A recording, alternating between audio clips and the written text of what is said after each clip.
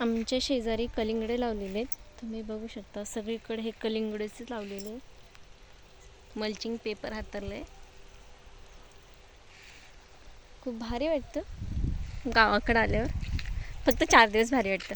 खूप दिवस राहिलं की कंटाळा येतो. पुण्याला जाऊशी वाटतं. सासरे दार धरतात, पाईप घेऊन चाललेत. आता इकडे पाईप लावून टाकतील.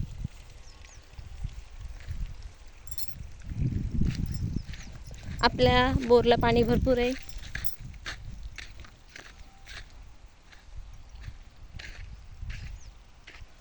कसं वाटतं आमचा गहू कमेंटमध्ये नक्की सांगा. गहू एकच नंबर आलेला आहे. हां, एक विशेष म्हणजे ह्या गव्हामध्ये आणि ह्या गव्हामध्ये फरक आहे. हा कांदा आधी पेरला होता.